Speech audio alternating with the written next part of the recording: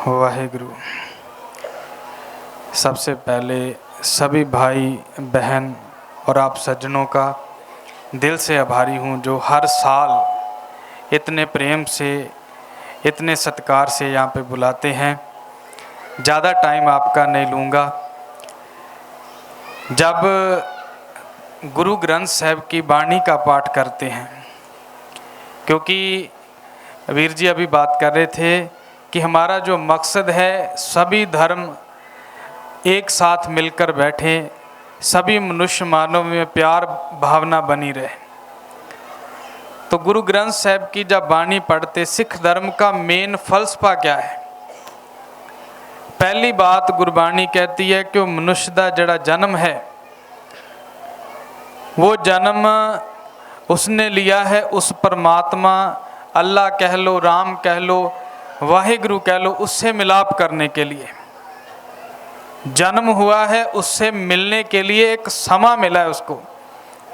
हर एक को अलग अलग तरह से उम्र मिली है। किसी को 10 साल, कोई 50 साल, कोई 100 साल तक अपनी आयु उम्र को भोगता है।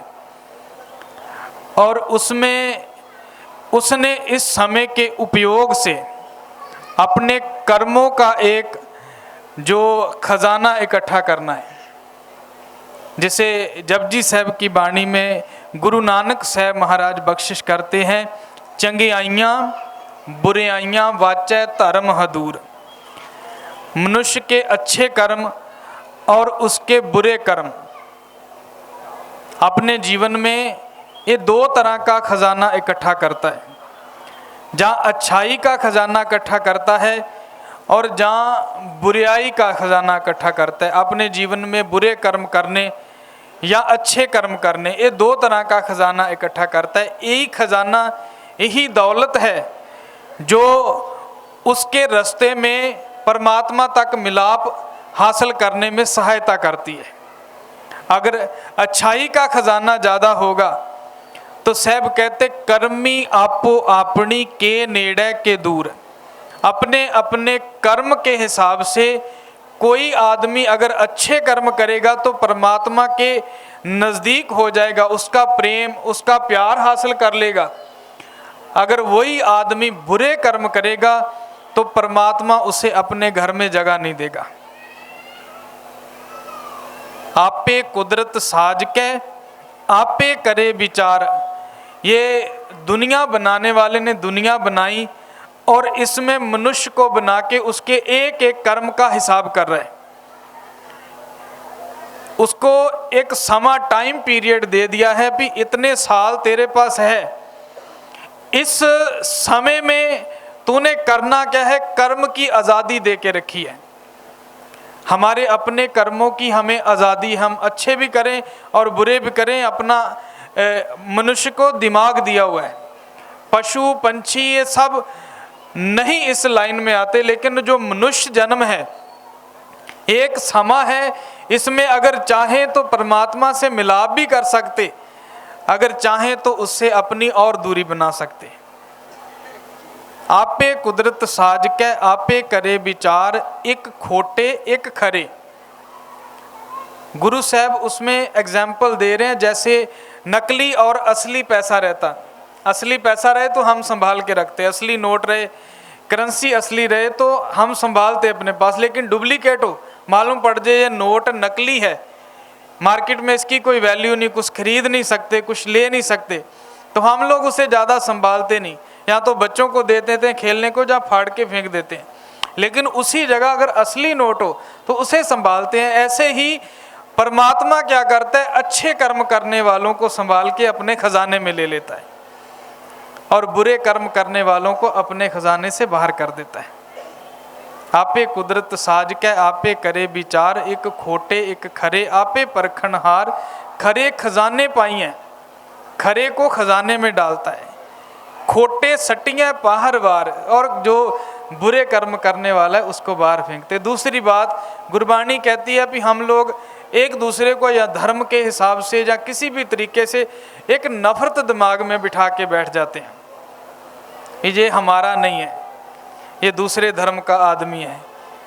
लेकिन जब गुरबाणी बात करती है, सिख धर्म के गुरु साहब बात करते हैं, तो धर्म नहीं देखते, मनुष्य के कर्म देखते हैं।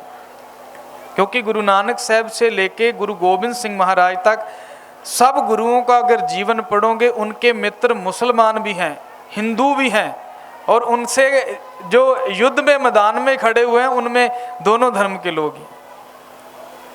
पीर बुद्धू शाह, वो अपने 2 बेटे, उनके पहले जंग में गुरु गोबिंद सिंह के जो नादौन में हुआ उसमें 2 बच्चे अपने शहीद करवाते हैं, और दूसरी तरफ जो लड़ने आए हैं वो भी मुसलमान भी हैं, हिंदू भी हैं।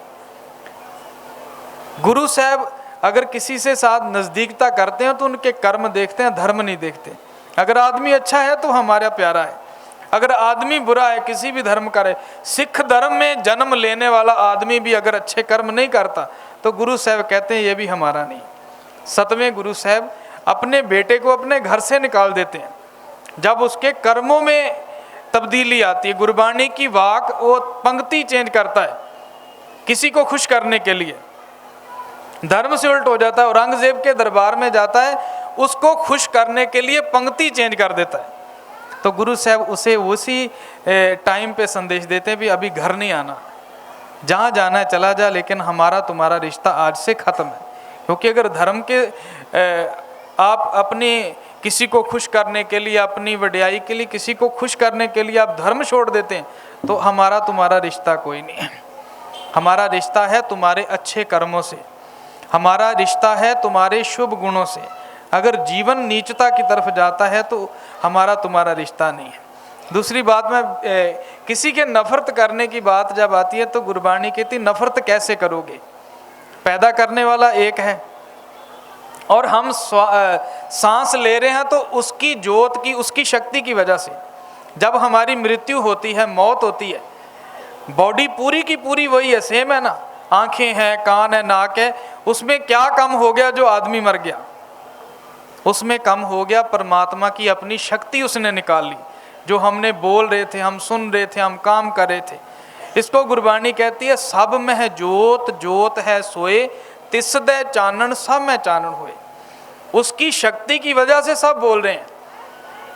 यहाँ पे आके जो धर्म का हमने बना लिया, हिंदू मुस्लिम ईसाई, एक स्कूल की तरह है, अपने अपने तरीके से हर आदमी को सिखा रहे हैं कि इस तरीके से अगर चलोगे तो अपने पैदा करने वाले के साथ तुम अपना संबंध बना सकते हो। अगर वो तरीका तुम बुरा बना लोगे तो तुम्हारा संबंध बनने की जगह से उससे दूरी बन जाएगी। तो गुरबाणी जब पढ़ेंगे तो गुरबाणी यही कहती है कि कोई आदमी बुरा नहीं होता, उसके कर्म उसको बुरा बनाते हैं, उसके कर्म ही उसको अच्छा बनाते हैं। जाति धर्म पैदा होने से कुछ नहीं होता, वो करता क्या है उससे उसका जीवन सामने आता है। अगर अच्छे काम करेगा तो वो आदमी अच्छा है, बुरे काम करेगा तो आदमी बुरा है।